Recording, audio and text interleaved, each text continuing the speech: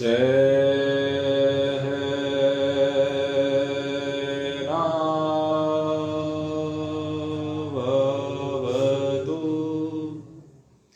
सहनौ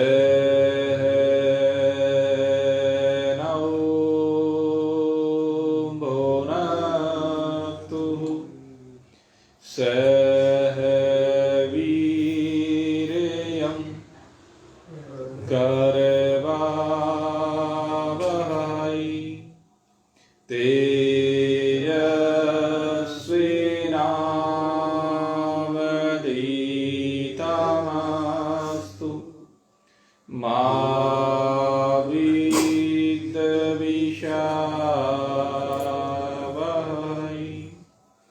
ॐ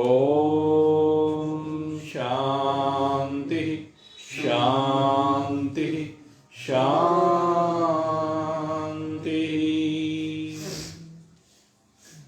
वसुदेवसुतं देवं कंसचाणूरमर्दनं देवकी परमानन्दं कृष्णं वन्दे जगद्गुरुं। नारायणं नमस्कृत्य नरं चैव नरोत्तमं देवीं सरस्वतीं व्यासं ततो जयम् उदीरये। अखण्डमण्डलाकारं व्याप्तं येन चराचरं तत्पदं दर्शितं येन तस्मै श्रीगुरुवे नमः। विशुद्धानन्दनामाय ज्ञानोदपत्यादिहेतवे तापत्रय विनाशाय सद्गुरुदेवाय नमो नमः। यं परव्रजन्तमनुपेतं प्रीतिकृत्यं द्वैपायनो विरहकातरे आजुहावः। पौत्रेति तन्महतया तरवोऽभिनेदुस्तं सर्वभूतहृदः मुनिमानतोऽस्मि। शङ्करं शङ्कराचार्यं केशवं बादराय नमः। सूत्रभाष्यकृतौ वन्दे भगवन्तः पुनः पुनः। ईश्वरो गुरुराप्नेति मूर्तिभेदविभागिनी व्योमवद्व्याप्तदेहाय दक्षिणामूर्तये नमः। ॐ पूर्णमदः पूर्णमिदं पूर्णात् पूर्णमुदच्यते पूर्णस्य पूर्णमादाय पूर्णमेवावशिष्यते। ॐ शान्तिः शान्तिः शान्तिः। बोली सच्चिदानंद भगवान की। मोर मुकुटवंशी वाले श्यावर रामचंद्र भगवान की। उमापति महादेव की। पवन सुत हनुमान की। बोलो भाई सब संतन की। बोलो भाई सब भगतन की। जय जय जय जय श्री राम। जय जय श्री राधे। बोल सचिया जोता वाली माता तेरी सदा ही जय।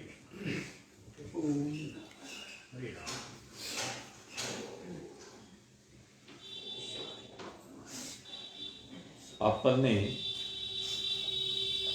चित्त को भगवत प्रेम से संयुक्त करके एकाग्र मन के साथ नित्य निरंतर भगवत रसामृत पान करते जिज्ञासु हैं।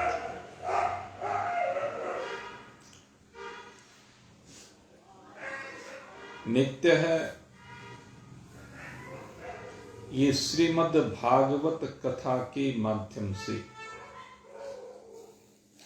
हम एक विशिष्ट आनंद की अनुभूति कर रहे हैं, क्योंकि ये भागवत रसालय है, जहां पर रस की रसधार निरंतर प्रवाहित होती है। इसीलिए मनीषियों ने सभी ग्रंथों का विवेचन करते हुए इन ग्रंथों को अलग अलग उपमाएं प्रदान की हैं और उन उपमाओं में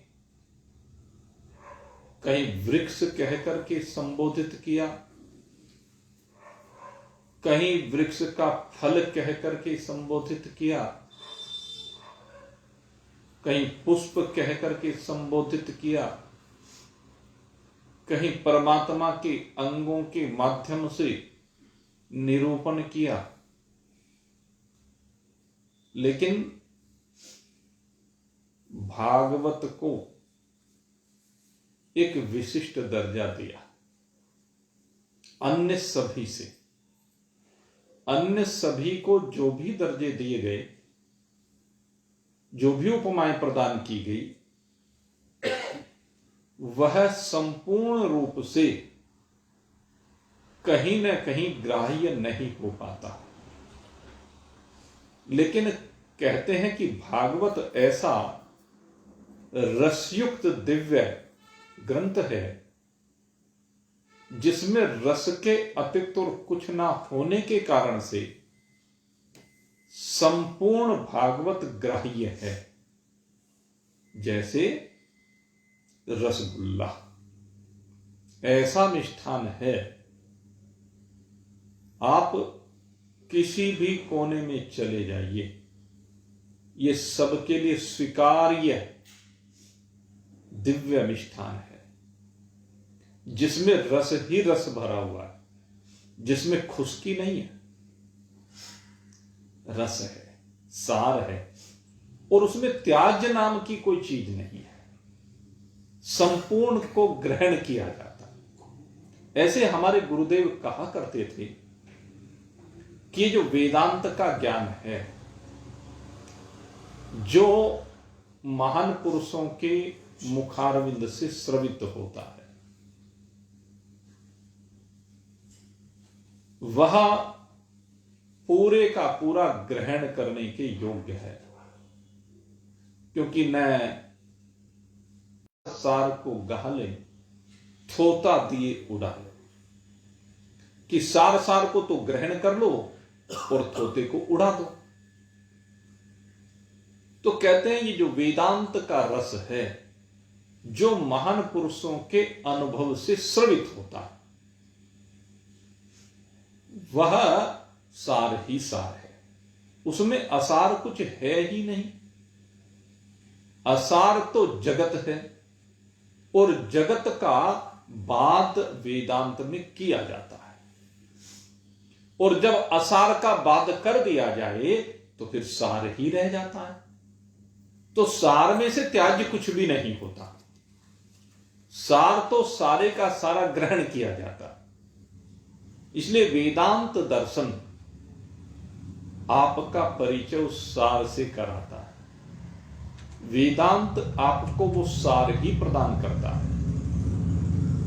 वैसे तो शास्त्रों में अगर देखें, सबसे पहले सकाम कर्म योग की चर्चाएं होती हैं, कर्मकांडिक चर्चाएं हैं, फिर निष्काम कर्मकांडिक चर्चाएं हैं, फिर सगुण उपासना, निर्गुण उपासना, अहम ग्रह उपासनाएं हैं। लेकिन वेदांत में सीधे सीधे पहले परोक्ष ज्ञान और फिर अपरोक्ष ज्ञान। पहला ज्ञान ब्रह्म है और दूसरा ज्ञान वो ब्रह्म तू है, और तू ही नहीं, सर्व खल विदम ब्रह्म। ये जो कुछ भी है सब ब्रह्म ही है। ब्रह्म ही इतने रूपों में दृष्टि भ्रम के कारण से भिन्न भिन्न प्रकार का दृष्टि गोचर हो रहा है। वास्तव में ये सब कुछ ब्रह्म ही है। जैसे समुद्र में सारी लहरें जल ही है, जल से भिन्न और कुछ भी नहीं है। जैसे एक बर्तन बनाने वाला अनेकानेक प्रकार के बर्तन बनाता है, और आप अगर उस कुम्हार से पूछें कि तू जो बर्तन बना रहा है इसमें क्या भेद है, कहते हैं इसमें सब में एक ही मिट्टी लगी हुई है, मेरी दृष्टि में इसमें कुछ भी भेद नहीं है। मेरी दृष्टि में ये सब मिट्टी है। अलग अलग प्रकार से उस मिट्टी को निरूपित करके उपयोग में लाया जाता है, लेकिन सार मिट्टी ही है।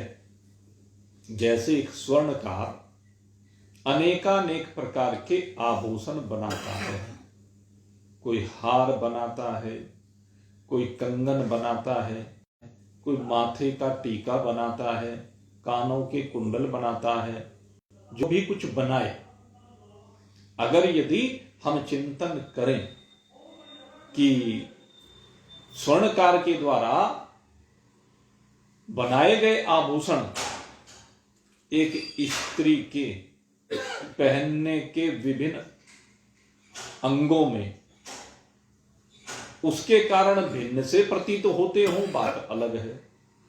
लेकिन स्वर्णकार की दृष्टि से अगर आप चिंतन करेंगे, स्वर्णकार को तो कुंडल में भी सोना ही दिखाई देगा, हार में भी सोना ही दिखाई देगा, अंगूठी में भी सोना ही दिखाई देगा, कंगन में भी सोना ही दिखाई देगा। स्वर्णकार की दृष्टि में सारा सोना ही है। ऐसे ही ये चराचर जगत सोना ही सोना है, अर्थात परमात्मा ही परमात्मा है, ब्रह्म ही ब्रह्म है। इसलिए तू भी ब्रह्म है और मैं भी ब्रह्म हूं और सब कुछ ब्रह्म है। मैं तू वह का भेद निपटा करके एक ब्रह्म ही सार रूप से ग्रहण किया जाता है। कुंडल भी सोना, कंगन भी सोना, हार भी सोना, सारा सोना ही सोना है। तो इसलिए कहा गया वेदांत में कि अहम ब्रह्मास्मि, अयम आत्मा ब्रह्म, तत्वमसि, प्रज्ञानम ब्रह्म। सब कुछ ब्रह्म रूप से कहा गया और बाकी भ्रम रूप से इसका अनेकानेक प्रकार से निरूपण किया गया, रंग बिरंगे रूप में निरूपण किया गया, जीव जगत और ईश्वर के रूप में निरूपण किया गया। 84 लाख प्रकार की योनियों में न जाने कितने प्रकार के नाम रूप वाले शरीर हैं, कितने प्रकार के उनकी चेष्टाएं हैं, उनकी मन की वृत्तियां हैं जिसके अधीन कर्म होते हैं। तो ये बड़ा विचित्र सा है।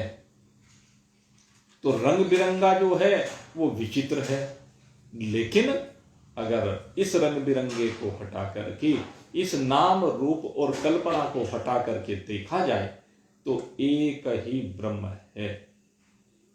बाकी सब मन का विलास है, बाकी सब संकल्प का खेल है। ईश्वर के संकल्प से अनेकानेक प्रकार का, अनेकानेक रूपों का ये जगत दृष्टिगोचर होता है। बड़ा विचित्र है ये खेल जो ईश्वर ने रचा है। एक संत ने इस खेल को अपनी दृष्टि से देखा, ब्रह्ममयी दृष्टि से भी देखा और सांसारिक दृष्टि से दिखाया भी, और सांसारिक दृष्टि को हटा करके फिर बताया भी कि कैसो खेल रचो मेरे दाता, कैसो खेल रचो मेरे दाता, जित देखो उत तू ही तू। कैसो खेल रचो मेरे दाता, जित देखो उत तू ही तू। कैसा खेल रचा है कि जिधर भी मेरी दृष्टि जाती है उधर तू ही तू नजर आता है, तेरे अतिरिक्त और कुछ भी नजर नहीं आता है। कैसो खेल रचो मेरे दाता, जित देखो उत तू ही तू। कैसी भूल जगत में डारी, कैसी भूल जगत में डारी, साबित करनी कर रयो तू। कैसी भूल जगत में डारी, साबित करनी कर रयो तू। कैसो खेल रचो मेरे दाता, जित देखो उत तू ही तू। कहते रच दिया हे ईश्वर, वाह रे वाह तेरी महिमा। किन शब्दों में वर्णन करूं तेरी महिमा को कि वर्णन करके ऐसी भूल डाल दी, ऐसा स्मृति भ्रम बना दिया कि बस तेरी एक ही कहियो, नर नारी में एक ही कहियो, दो ये जगत में दर्श तू। नर और नारी इन दोनों से सारा संसार बना के दिखा दिया। जहां भी देखें किसी भी योनि को उठाकर देख लीजिए, ये संयोगात्मक संसार बना दिया और सब अपने को अलग अलग मानने लगे। मैं स्त्री हूं, मैं पुरुष हूं, एक भेद बना दिया। कहते हैं जो भेद है ना, यही हमारी संसार में दृष्टि है। इस संसार में इसके कारण से ही व्यवहार हो रहा है। भेद दृष्टि में व्यवहार है। अगर भेद दृष्टि ना हो तो व्यवहार भी समाप्त हो जाए। अगर एक ब्रह्ममय दृष्टि हो तो फिर व्यवहार को होता ही नहीं। कौन करे, किसके साथ करे, क्या व्यवहार हो, संभव ही नहीं है। जब तक रिश्ते नाते हैं तब तक व्यवहार है, और जब रिश्ते नाते रहते ही नहीं है, केवल एक ब्रह्म मात्र शेष रह जाता है, तो फिर किसका व्यवहार, किसके साथ। द्वैत में व्यवहार भासता है, त्रैत में व्यवहार भासता है, लेकिन जब अद्वैत होता है तो वहां व्यवहार भी नहीं रहता है। इसलिए नर नारी में एक ही कहियो, दो ये जगत में दर्श तू। नर नारी में एक ही कहियो, है एक ही दोनों में, लेकिन एक ही दो होकर के दरसने लगता है, दिखने लगता है। नर नारी में एक ही कहियो, दो ये जगत में दर्श तू। बालक हो या रोवन न लाग्यो, बालक हो या रोवन न लाग्यो, माता बन पुचकार तू। बालक बन करके रो के दिखा देता है, और मां बन करके उसे पुचकारने लगता है, चुप करने लगता है, मनाने लगता है, प्रलोभन देने लगता है। मां का काम यही तो है, बच्चे को मनाती है। रोता हुआ बच्चा अपनी मां की गोद में आता है तो चुप हो जाता है। यह है द्वैत का खेल। तो कहते हैं लेकिन हकीकत में एक ही है। नर नारी में एक ही कहिए, दो ये जगत में दर्श तू।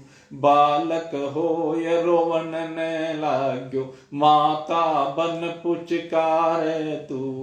कैसो खेल रचो मेरे दाता, जित देखो उत तू ही तू। है तो एक ही, लेकिन भिन्न भिन्न नातों के कारण से भिन्न भिन्न दिखाई देने लगता है।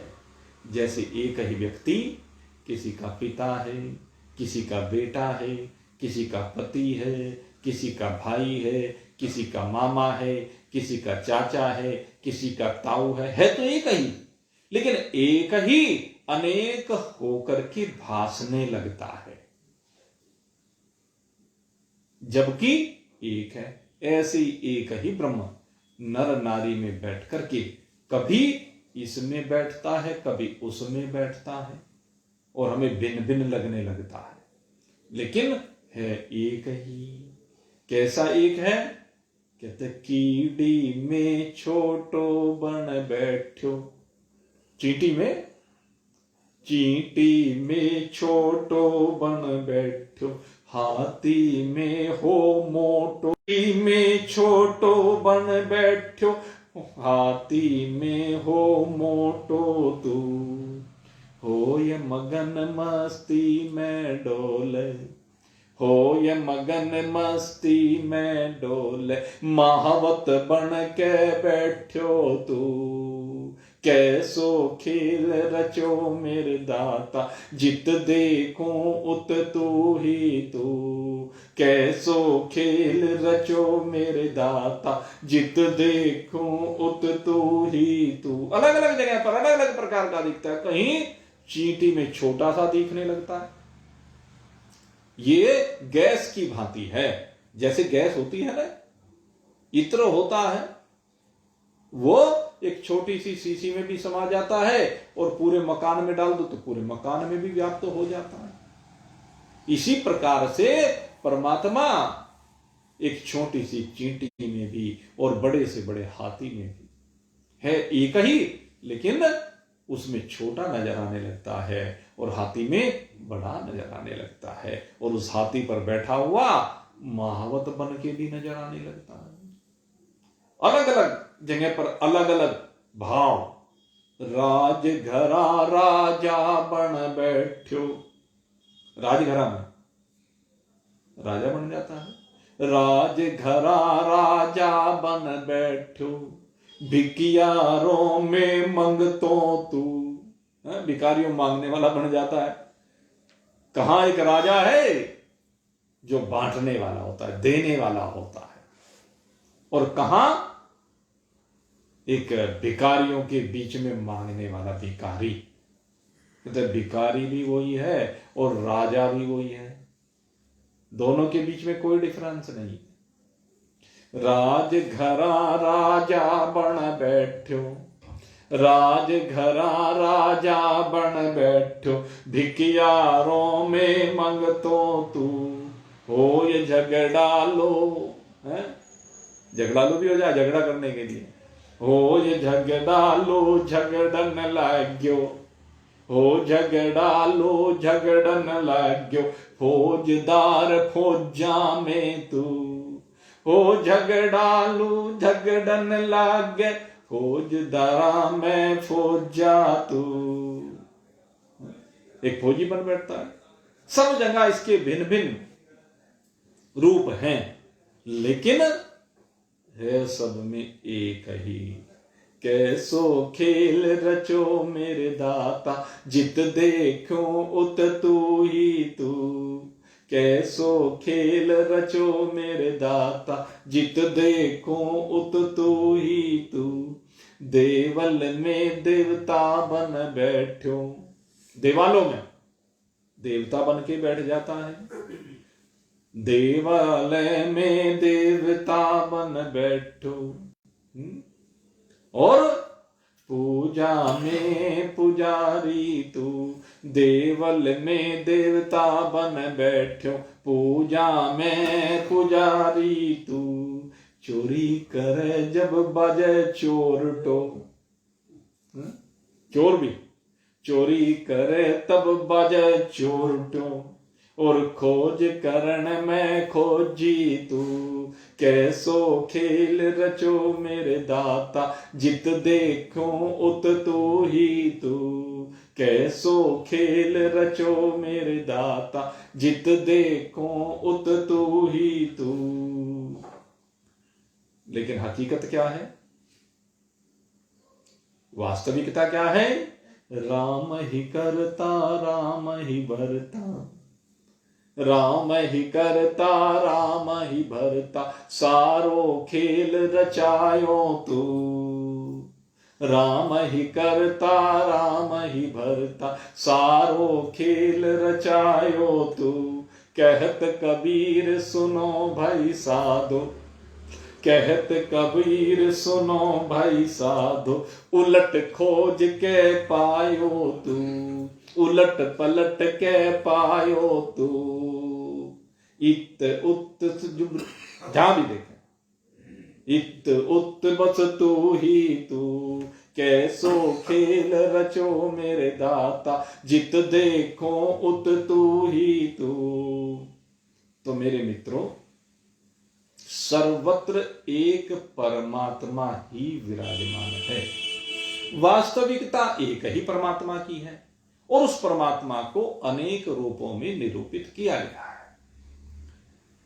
श्री सुखदेव जी यही समझा रहे हैं परीक्षित जी को कि परमात्मा के इस विराट स्वरूप की धारणा कर, और विराट स्वरूप की धारणा करते हुए देख, पहले उसकी विभिन्नता को देख। स्थूल रूप में तुझे उसकी विभिन्नता दिखाई देगी। वो परमात्मा तेरे शरीर के जो अंग हैं, जरा उनके आधार पर अपनी कल्पना करके देख कि परमात्मा का भी ऐसा ही विराट शरीर है। तेरा छोटा सा है, उसका बड़ा साइज है। चींटी की बात की और हाथी की बात की। परमात्मा का शरीर असीम है, तेरा शरीर सीमित। लेकिन जो पिंडे सो ब्रह्मांड, जैसा तेरे शरीर में है वैसा ही विराट में है, कोई डिफरेंस नहीं। 14 भुवन इसी शरीर में स्थान पाए हुए हैं। अतल वितल सुतल तलातल रसातल महातल पाताल, नीचे के 7 अंगों में भू भ स्व मह जन तप सत्य, ये ऊपर के अंगों में स्थान पाए हुए। कितना सुंदर विज्ञान है तो एक ही परमात्मा, लेकिन उसमें ये बैठे हुए हैं, उसमें रमे हुए हैं, उसमें बसे हुए हैं। जैसे एक ही घर में मां भी है, पिता भी है, बेटा भी है, बहू भी है, बेटी भी है, सब परिवार वाले हैं। ऐसे ही एक ही परमात्मा में सब है। परमात्मा को परिवार कह लीजिए, और जितने प्राणी उसमें रह रहे हैं उनको अलग अलग नाम से आप संबोधित कर लीजिए, लेकिन है एक ही परिवार। ऐसे ही परमात्मा का ही ये सारा परिवार है, उस विराट पुरुष का ये सारा परिवार है। वास्तविकता उस एक परमात्मा की ही है,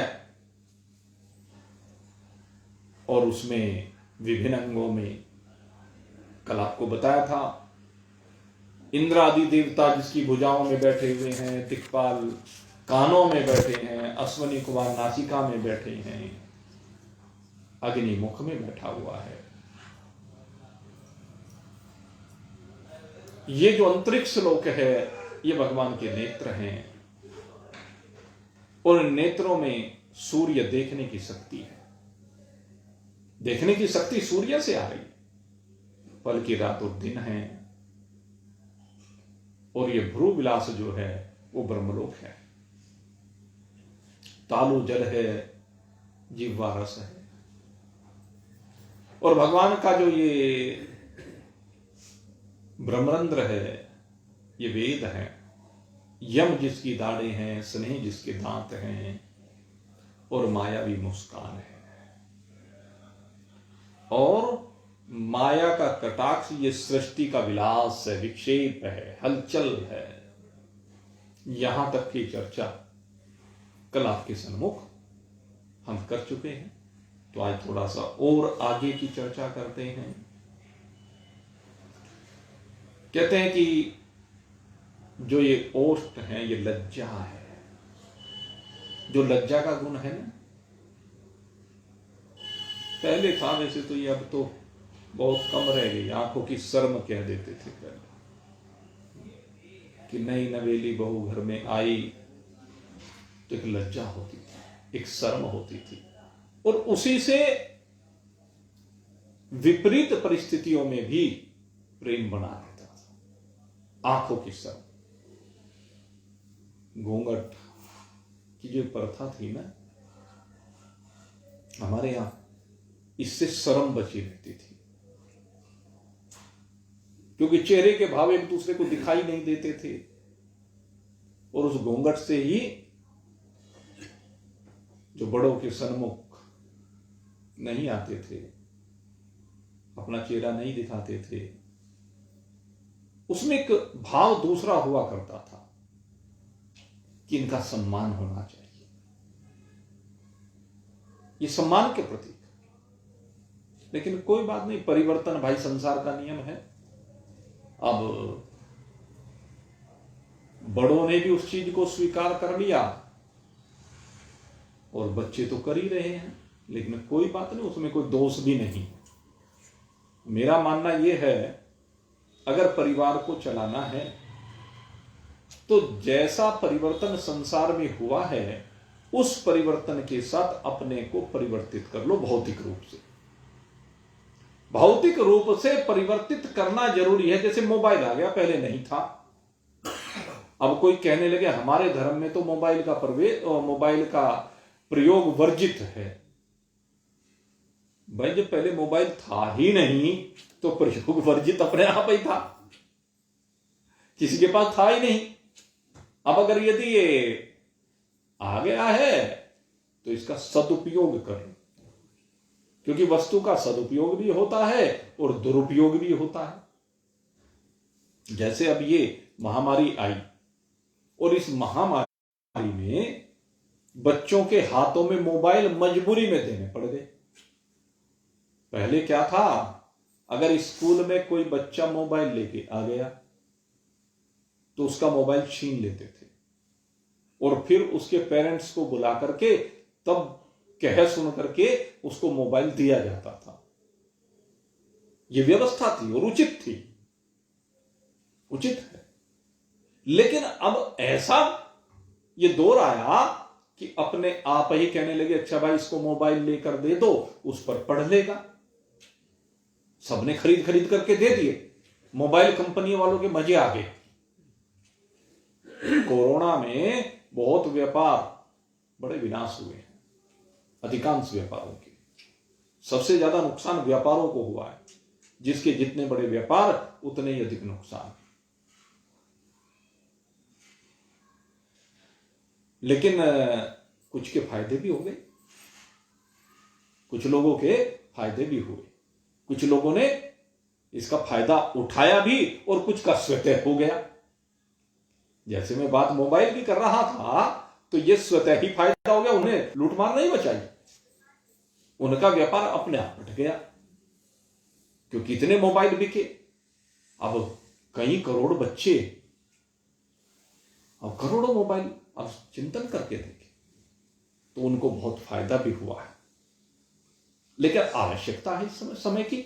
लेकिन कल फिर जब स्कूल खुल जाएंगे तो फिर से वो प्रतिबंध लागू हो जाना चाहिए। यह हर माता पिता के समझने का विषय है। इसमें किसी स्कूल को दोष, पढ़ाई के बाद के समय में इसका दुरुपयोग है, इसलिए उससे बचाना है। आंखों की दृष्टि भी खराब होती है, उससे भी बचाना है। और भी बहुत सी बातें हैं। तो भाव कहने का क्या, परिवर्तन के साथ हमें अपने आप को परिवर्तित कर लेना चाहिए। समाज की व्यवस्था में जैसा बदलाव आ रहा है वैसे बदलाव को स्वीकार कर लेना चाहिए। यही जीवन जीने की कला कहलाती है। हम केवल ये नहीं कि हम तो ये पुराना, हमारा तो ये सिद्धांत था। हाँ भाई, पुराना सिद्धांत था, उस समय सामयिक रूप से अगर उसको देखा जाता था तो वो उचित था, लेकिन आज ये आवश्यक नहीं है कि वो उचित हो। बहुत व्यापार ऐसे हैं, आप सोचकर देखें, जिनका वह लेस भी नहीं रहा, समाप्त हो गए, उनकी जगह पर दूसरी चीजें आ गई, तो अब उसी से चिपके रहने से क्या फायदा होगा? बदल लीजिए। रूपांतरण है, सृष्टि का नियम ही यही है कि इसमें नित्य परिवर्तन होता है। जब नित्य परिवर्तन हो रहा है, अब कोई झोपड़ी में रहना पसंद करेगा क्या? जब पक्के मकान रहने को मिल रहे हैं तो झोपड़ी में रहना कोई पसंद नहीं करता। अब जब गैस घर घर में आ गई है तो कोई चूल्हे पर रोटी बनाना क्यों पसंद करेगा? चिंतन कर। तो ये एक नवीनता और परमात्मा की विशेषता ही है कि जो आदि भौतिक है उसको भगवान बदल बदल करके, रूप बदल बदल करके रोज नए रूप में हमारे सामने ले आता है, जिससे इस संसार का आकर्षण बना रहता है और बढ़ता चला जाता है, क्योंकि पुराने से बोर भी हो जाते हैं ना। जैसे मान लीजिए मूंग की दाल को खाना शरीर के लिए बड़ा लाभदायक है। लौकी और तोरी की सब्जी खाना यह शरीर के लिए बहुत लाभदायक है, इसमें कोई दो राय। लेकिन रोज तोरी ही खाता रहे, तोरी ही खाता रहे, तोरी ही खाता रहे तो बोरियत हो जाएगी ना गृहस्थी को। तो जहां तक बात है महान पुरुषों की, तो उनकी बात तो अलग है, क्योंकि वो स्वाद की सीमा से बाहर निकल गए। उनकी दृष्टि में तो केवल ये एक शरीर का ईंधन है। जैसे गाड़ी में एक ही तरह सात्विक चीज उपलब्ध हो गई, वही ठीक है। उसके बारे में अगर ये आप चिंतन करें तो जो गृहस्थी होता है उसके लिए ये उपयुक्त नहीं है कि रोज एक ही सब्जी बनाता जाए। भगवान ने कई प्रकार की सब्जियां हमें दी हैं, तो वो परिवर्तन करते रहना चाहिए और उनके बनाने के तरीके भी बदलते रहने चाहिए घर में। ये भी मैं आपको बताऊं, इनको बनाने के जो तरीके हैं वो भी बदलते रहने चाहिए। एक आदर्श गृहिणी वही है कि जो मान लीजिए कोई मेहमान आए तो मेहमान के आने पर हर बार एक जैसी पदार्थ ना परोसे, बदल बदल करके परोसे। उसे लगे कि हां नयापन है, उसको अच्छा लगेगा। पकौड़ियां बना रहे हैं तो रोज नए नए तरीके से बना करके परोसे। तरीके ही तो हैं। हमने देखा पराठे को बहुत तरीके से बना करके पेश कर दिया जाता है। आपको परोठा परोसना है उसको तो अलग अलग, कभी सादा परोठा लगा दिया, कभी पनीर का लगा दिया, कभी गोभी का लगा दिया, कभी गाजर का लगा दिया, कभी मूली का, तो बदल गया है। उसकी शेप भी अदल बदल करके, कभी मोटा कभी पतला है एक ही, लेकिन वो अदल बदल करने से ये भौतिक जो जगत है वो भिन्न दिखने लगता है और उसके प्रति आकर्षण बनता है। संसार के व्यवहार में ये जरूरी है, परमार्थ में इसका कोई महत्व नहीं। परमार्थ में किसका महत्व है कि सब में एक ही है, सारे परोठे एक ही जैसे हैं, सब में एक ही है। वही आटा है, वही घी है, वही अग्नि है, वही उसमें सब्जियां हैं, यही तो है। लेकिन एक गृहस्थ को चलाने के लिए, एक आदर्श गृहस्थ को बनाने के लिए आवश्यक है हम उस परिवर्तन को करें, उस परिवर्तन के साथ बने रहें, तभी ये संसार अच्छा लगता है। तो लज्जा मन का धर्म है। आंखों की शर्म जो हम कहते हैं वो मन का धर्म है। पर्दा नहीं रहा तो कोई बात नहीं, दिल में भाव होना चाहिए, दिल में सम्मान का भाव होना चाहिए अपने पूजनियों के प्रति, दिल में उनकी सेवा का भाव होना चाहिए अपने पूजनियों के प्रति, बड़ों के प्रति। आशीर्वाद स्वतः निकलेगा, आशीर्वाद मांगने से नहीं मिलता। हमने देखा हमारे पास बहुत लोग आते हैं, और मुझे बड़ा विचित्र सा लगता है। विशेष रूप से महिलाओं का क्या तरीका है, वो क्यों पोते को लेके आएंगी, किसी बच्चे को लेके, अजी इसको आशीर्वाद दे दो, अजी इसको आशीर्वाद दे दो। अरे भाई, ये आशीर्वाद ठीक है, आप कह रहे हैं, महान पुरुषों का आशीर्वाद तो सबके लिए है। जो भी उनकी सेवा में उपस्थित होता है उनको कहने की आवश्यकता ही नहीं है कि आपका आशीर्वाद बना रहे। क्यों भाई, क्यों नहीं बना रहेगा? जब तू उनसे प्रेम करता है, उनका सम्मान करता है, उनकी सेवा करता है, उनके कहे के अनुसार चलता है, तो क्या उनका आशीर्वाद नहीं होगा? दिल से निकलेगा, दिल से निकलता है। हमें पता है, हमारा कोई भी प्रेमी, जब किसी भी प्रेमी का हमें पता चलता है उसके जीवन की किसी घटना के बारे में, अच्छी और बुरी दोनों ही प्रकार की होती हैं घटनाएं, क्योंकि अनुकूलता प्रतिकूलता सबके जीवन में आती है। तो जब भी किसी के बारे में पता चलता है तो क्या हमारे हृदय से भाव नहीं निकलेंगे उसके प्रति? जब हम किसी को दिक्कत में देखते हैं तो उसे कहने की आवश्यकता नहीं है कि आप मेरे लिए भगवान से प्रार्थना करो, आवश्यकता ही नहीं है।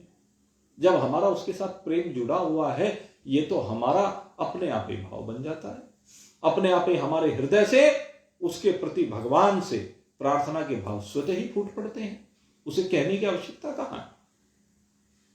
तो ये तो दिल की बात है, दिल मिलने चाहिए, दिल से सम्मान होना चाहिए। घूंघट तो निकाले रखें और दिल में सम्मान होना। जली कटी कहते रहें, तिरस्कार करते रहें, अपमान करते रहें, भली बुरी कहते रहें, तो कहां से आशीर्वाद निकल जाएगा? दूर भी रहें, लेकिन दूर रहकर भी प्रेम के मीठे बोल हों, सेवा का भाव हो, तो आशीर्वाद अपने आप निकलेगा और वो आशीर्वाद अपने आप फलता फूलता है। सच्चा भाव हमने देखा जिनका भी होता है, उनके प्रति आशीर्वाद स्वतः ही निकल करके आता है। एक नहीं, अनेक घटनाएं हमारे भी जीवन की हैं और महान पुरुषों के बहुत अनुभव है। तो जो शास्त्र कहता है कि ये जो होठ हैं, ये लज्जा है, ऊपर का होठ और नीचर का होठ लोभ है, दोनों एक दूसरे के साथ जुड़े हुए हैं। एक लज्जा अगर लोभ के कारण हो जाए, स्वार्थ के कारण हो जाए, तो लज्जा नहीं है, दिखावे के लिए होती है। बहुत हमने देखा, बहुत लोग केवल दिखावे मात्र के लिए करते हैं। तो खैर, भगवान तो दोनों ही भाव हमें परोस रहे हैं। भगवान तो कहते दोनों ही भाव मेरे से ही निकल करके आए हैं, चाहे लज्जा का भाव हो, चाहे लोभ का भाव हो। और कहा है, हमारा जो सीना है ना, ये धर्म है, क्योंकि धर्म यहीं छिपा होता है। या कह लीजिए, आपके सीने में, आपके सन्मुख धर्म रहना चाहिए और अधर्म पीठ पर रहना चाहिए, अर्थात पीछे रहना चाहिए। धर्म आगे आगे दौड़े, अधर्म पीछे रह जाए। कितना सुंदर विज्ञान है ये विराट पुरुष का वर्णन हो रहा है। विराट पुरुष में कहते हैं, तू धर्म के पथ पर आगे बढ़ और पीठ के पीछे अधर्म को रख, अधर्म को अपने सामने आने ही मत दे, अपने अंदर दूषित विचार आने ही मत दे। तेरे सामने सदा धर्म दिखना चाहिए। तेरा सीना ये धर्म का प्रतीक है। कहते हमारे उत्तर में पहाड़ हैं, बड़े बड़े पहाड़, हिमालय है, बीच में भी बहुत पर्वत श्रृंखलाएं हैं, विंध्याचल आदि, अरावली है। तो कहते हैं जो पहाड़ हैं ये अस्थियां हैं, इसके पीछे कहने का भाव है कि मजबूती जो मिलती है वो अस्थियों से मिलती है। तेरी अस्थियां पहाड़ की तरह से मजबूत होनी चाहिए, अचल होनी चाहिए। तो इसलिए कहा कि पहाड़ जो है, जितने भी पहाड़ हैं वे भगवान की अस्थियों के समान हैं। और जितनी तेरे शरीर की नाड़ियां हैं उनमें बहता हुआ जो रक्त है वो नदियों के समान है। और जहां जाकर के नदियों का जल एकत्रित होता है वो समुद्र के समान है, वो कोख है। ये जो कोख है मनुष्य के शरीर में केवल एक जगह कोख की बात नहीं, ये हाथों में भी, पैरों में भी, ये सब जहां जहां भी गड्ढे बन गए हैं, कह लीजिए, जहां जहां भी गहरे स्थान हैं वो समुद्र के समान है, सरोवर के समान है, जहां जहां भी जल को स्थान मिलता है। विज्ञान है ये सब। और कहते हैं इस धरा पर जितने वृक्ष हैं वो भगवान के रोम के समान है। जैसे शरीर में रोम होते हैं ना, बाल होते हैं जगह जगह, तो कहते हैं वृक्ष हैं। वृक्ष ही रोम के रूप में रूपांतरित तो हो रहे हैं, या रोम ही भगवान के शरीर में वृक्ष के रूप में, जो भी आप कहें, दोनों एक दूसरे की पूरक हैं। और कहते हैं बहता हुआ वायु ही श्वास है। ये सब अपने शरीर में हम जरा कल्पना करके देखें, अपने शरीर से तुलना करके देखें, क्योंकि वही विराट में है जो हम में है। और भाई काल इसकी चाल है, समय समय की बहती धार है, ये चाल है पुरुष की। और ये जो गुणों का चक्र है, गुणों का घूमता हुआ चक्र, सतोगुण रजोगुण तमोगुण का घूमता हुआ चक्र, स्वभाव का घूमता हुआ चक्र, क्योंकि गुणों से ही सबका स्वभाव बनता है, उस स्वभाव से ही कर्म होते हैं। और उनमें भगवान ने आगे कहा कि यज्ञ ही कर्म है। वैसे तो बहुत कर्म होते हैं, व्यक्ति करता है रोज, लेकिन वास्तव में कर्म वही है जो यज्ञ है। हम 24 घंटे जितने भी कर्म करते हैं उनमें से जो यज्ञ होता है वही वास्तव में कर्म है। इस मनुष्य के लिए कहा कि तू सदा यज्ञ से संयुक्त कर्म कर, तेरा हर कर्म यज्ञ बन जाए। बात तो तब है तो जो भी कर्म कर रहा है वो यज्ञ बन जाए। कि नहीं, ये ऐसा कैसे संभव है? हम तो घर में रोज गृहिणी हैं या मनुष्य, जो भी स्त्री पुरुष दोनों अलग अलग अपने अपने धर्मों में रत रहते हैं, वो कैसे सेवा बने, कैसे यज्ञ बने? तो चिंतन करके देखिए, आप जो भी कर्म कर रहे हैं वो यज्ञ क्यों नहीं बन सकता? आप जब भोजन बना रहे हैं, सपोज, भोजन को यज्ञ हम कैसे बनाएं? मन से बनाएं। पहला बात, सबसे पहले भोजन जब हम बना रहे हैं तो मन से बनाएं। किसके लिए बना रहे हैं? भोजन जो बना रहे हैं किसके लिए बना रहे हैं? परिवार के लिए। भोजन परिवार के लिए बनाया जाता है, तो उसमें भाव क्या रखें? जैसे एक मां का भाव होता है अपने बच्चे के लिए। ये भोजन जो मैं बना रही हूं, ये भोजन पौष्टिक होना चाहिए, आरोग्य से परिपूर्ण होना चाहिए, लाभकारी होना चाहिए। मेरे द्वारा बनाया गया भोजन परिवार के सब सदस्यों की रुचि के अनुसार भी होना चाहिए और स्वच्छ होना चाहिए, निर्दोष होना चाहिए। और एक सबसे बड़ी बात, ये जो भोजन बना रही हूं, कहते मैं अपने परिवार को खिलाऊंगी, उन सब का इससे पोषण होगा, लेकिन पहले इसका भगवान को भोग लगाकर खिलाऊंगी। भगवान के लिए बनाए इसलिए, परिवार को तो खिलाना है, लेकिन वो भोजन, भाव ये होना चाहिए कि मैं भगवान के लिए बना रही हूं और भगवान को अर्पित करके भगवान का जो बचा हुआ प्रसाद है वो मैं अपने परिवार को खिलाऊंगी। और जब भगवान का प्रसाद मैं परिवार को खिलाऊंगी तो सारे परिवार का फलाह हो जाएगा, भगवान का प्रसाद ग्रहण करने को मिलेगा, फिर वो भोजन नहीं रहेगा, वो प्रसाद हो जाएगा। तो हो गई सेवा, हो गया यज्ञ। हर जगह पर भावों की बात है।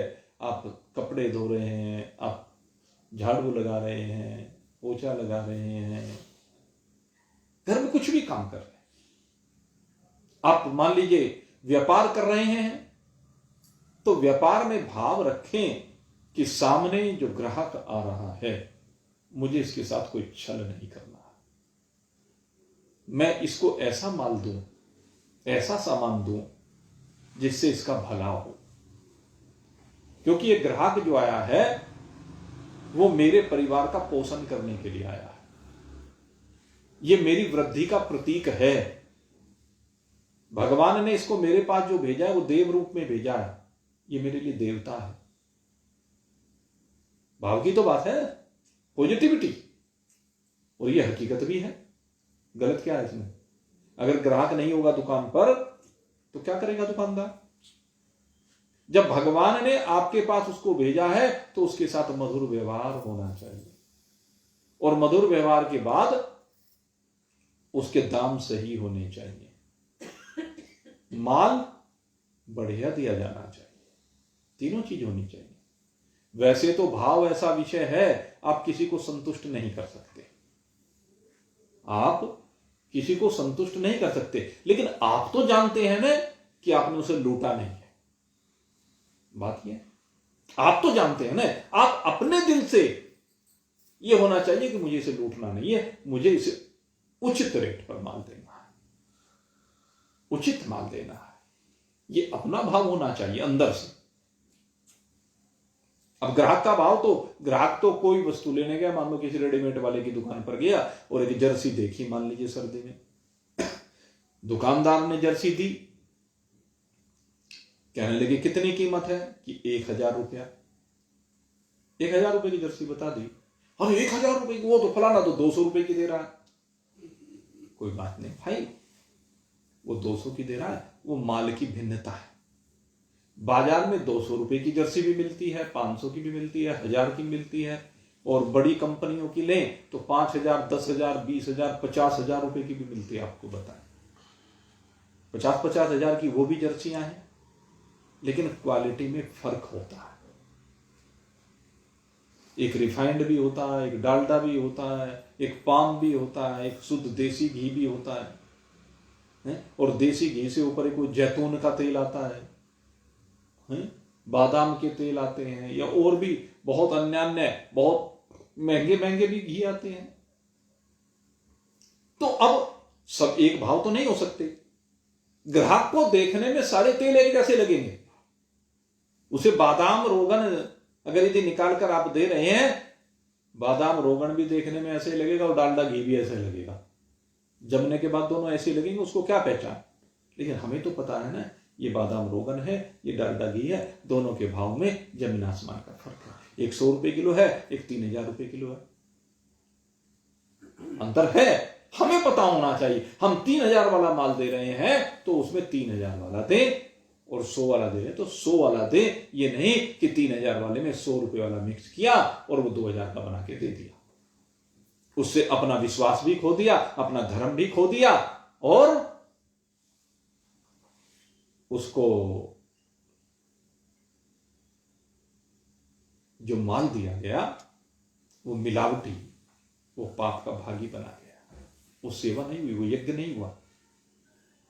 आपने 3000 वाला माल दिया, 3,000 के भाव में दिया, तो ये भी सेवा है, ये भी यज्ञ है। आप अपनी दुकान पर बैठ करके यज्ञ कर सकते हैं। कोई नौकरी कर रहा है तो नौकरी करते हुए काम ईमानदारी से करे कि मेरा मालिक मुझे काम का रुपया दे रहा है। एक हमारे यहां ये भावना बड़ी गंदी हो गई है। इस समय इतना जबरदस्त परिवर्तन आया है, व्यक्ति काम कुछ नहीं करना चाहता, लेबर काम नहीं करना चाहती, ऑफिसों में कर्मचारी काम नहीं करना चाहते। अरे भाई, वो जो तुम्हें तनख्वाह दे रहे हैं, काम की तनख्वाह दे रहे हैं, और अगर यदि उस जितना काम उनको चाहिए तुम उतना काम नहीं करोगे, उल्टे उनमें कमियां निकालोगे, तो मालिक का और नौकर का संबंध समाप्त हो जाएगा। जहां तुम्हें काम मिल रहा है वो तुम्हारा भगवान है, उसके प्रति पॉजिटिव विचार रखो, नेगेटिविटी जीवन में नहीं रखनी चाहिए। मालिक की नौकर के प्रति पॉजिटिविटी होनी चाहिए, देखो इसकी बदौलत मेरा काम चल रहा है, और नौकर की मालिक के प्रति कि देखो इनका कितना बड़ा एहसान है, इन्होंने मुझे काम पर रखा है, रखने को तो और भी किसी को रख लेते, लेकिन मुझे रखा है, इससे मेरे घर की रोजी रोटी चल रही है। दोनों के भाव अगर सही हैं तो यज्ञ हो गया। अब हर कर्म में यज्ञ को समाहित कर सकते हैं, यही हमारा वेदांत का दृष्टिकोण है, यही हमें वेद शिक्षा देते हैं। तेरा हर कर्म यज्ञ रूप होना चाहिए, परोपकार से संयुक्त होना चाहिए, दूसरे के भले के लिए होना चाहिए, और दूसरे का भला ही अपना भला होता है। अगर दूसरे का भला करोगे तो अपना भला स्वतः हो जाएगा। कर भला हो और कर बुरा हो बुरा, तो हम कर बुरा क्यों करेंगे? दूसरे का बुरा करने से हमारा भी बुरा होगा, इसलिए इस तरफ कभी सोचना ही नहीं चाहिए। बुरे को पीठ के पीछे छोड़ देना चाहिए, अधर्म को पीठ के पीछे छोड़ देना चाहिए, धर्म को सदा सन्मुख रखना चाहिए। जो धर्म पूर्वक अपने जीवन को लेकर के आगे बढ़ता है वो निश्चित रूप से आगे बढ़ता चला जाता है। आगे बढ़ने से मतलब परमात्मा की ओर आगे बढ़ता चल जाता। परमात्मा सदा उसका ख्याल करते हैं, परमात्मा की सदा उस पर कृपा रहती है, परमात्मा उसका हाथ थामे थामे उसे अपनी ओर दौड़ाते चले जाते हैं। आ जा, चिंता मत कर, मंजिल तेरे नजदीक है, तेरे सामने है, इसलिए घबरा मत। तो परमात्मा तो सीधे सीधे हमें समझा रहे हैं कि तू यज्ञ कर, तो ये यज्ञ आपके जीवन में समाहित हो। आपके लिए बहुत बहुत शुभकामना करते हुए अब यहीं पर आज के सत्संग को विश्राम देते हैं। बोलिए सच्चिदानंद भगवान मौर्य मुकुटबंसी श्यावर रामचंद्र भगवान उमापति महादेव पवन सुत बोलो भाई सब बोलो भाई सब भगतन की जय जय जय जय जय जय। बोल सचिया जोतावाली। और एक थोड़ा सा व्यवस्था में परिवर्तन कर रहे हैं। सप्ताह में जैसे 7 के 7 दिन सत्संग होता है, इस व्यवस्था में थोड़ा सा परिवर्तन कर रहे हैं, और उसके पीछे कारण भाई आप लोग ही हैं। रविवार का जो दिन है, देखो हमने सुबह भी करके देख लिया और शाम को भी। रविवार को अधिकांश लोगों को अपने काम लगे रहते हैं बाहर भीतर के, जिसकी वजह से फिर बाद में रविवार को ऐसा ही रहता है। तो इसलिए ये विचार किया कि 6 दिन रखेंगे सत्संग के, रविवार का अवकाश ही रखते हैं, क्योंकि फिर उसमें ना कहने में मजा आता ना सुनने में मजा आता, माहौल नहीं बन पाता। वो भी क्या है कि भक्त के भाव के ऊपर ही सत्संग होता है, हमने देखा है। इसलिए अब से व्यवस्था कर रहे हैं कि ये सत्संग 6 दिन सोमवार से शनिवार तक किया करेंगे, रविवार का बस अवकाश ही रखेंगे, ठीक है। और रविवार के दिन एक काम आप कर सकते हैं, ये जो सत्संग हो रहा है तो फेसबुक पर लाइव कर रहे हैं, तो ये सत्संग आप किसी भी दिन का सत्संग, पहले वाले दिन का सत्संग आप सुन सकते हैं। और ये सत्संग जो है भाई 15-20 दिन तो इस पर फेसबुक वाले उस पर पड़ा रहता है, और फिर ऐसी व्यवस्था कर रहे हैं कि इसको यूट्यूब पर भी डाल रहे हैं। बच्चे जो है इसको यूट्यूब पर डालने लगे, ये ज्यों का त्यों सत्संग, तो वो यूट्यूब पर डालने के बाद फिर वो सदा रहेगा, तो वहां पर भी आप लोग इसको देख सकते हैं। उसमें वो क्या, मुझे ज्यादा जानकारी है नहीं इस चीज की, लेकिन वो बस मेरे नाम से सर्च कर लेना, अरविंद दृष्टा के नाम से, तो वहां पर यूट्यूब पर भी इसको कभी भी कहीं भी दुनिया में कहीं भी देख लें।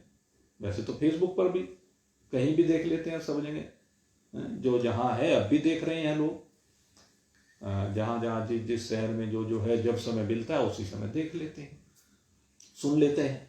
तो इसमें एक वो है कि वो क्या सब्सक्राइब होता है, क्या कहते हैं, वो जरूर जो भी सुने वो कर दें, तो उससे क्या है कि फिर आगे ये और सिस्टम पता नहीं क्या है वो बढ़ जाता है कुछ, तो वो चीज आप जैसे भी उचित समझे, मेरा कहने का मतलब यह है। तो ये थोड़ा सा व्यवस्था का परिवर्तन है।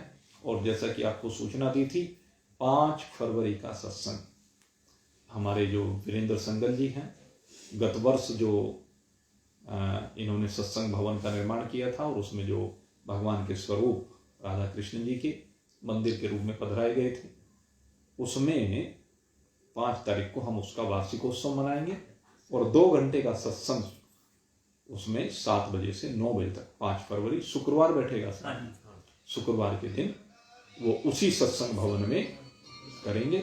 बाद में भोजन प्रसाद की व्यवस्था भी रहेगी। दूसरी सूचना मैंने आपको महाराज जी के अवतरण दिवस से और निर्वाण दिवस तक आपको बता ही दिया है कि श्रीमद् भागवत कथा जो हम हर वर्ष करते हैं महाराज जी के इस 7 दिन के उत्सव के अवसर पर, वो इस बार दुर्गा पेंट्स वालों के यहाँ होगी। तो आप सभी लोग इन दोनों कार्यक्रमों में सपरिवार सादर निमंत्रित हैं। अन्य जो भी सत्संगी हैं वो भी सब सादर निमंत्रित हैं। वहाँ पर बहुत प्रबंध है, बैठने का कोई दिक्कत वाली बात नहीं है। तो इसलिए आप लोग जिनका भी भाव बने वो सब विराजमान हो आकर के और आनंद प्राप्त करें। बोलिए सच्चिदानंद भगवान की।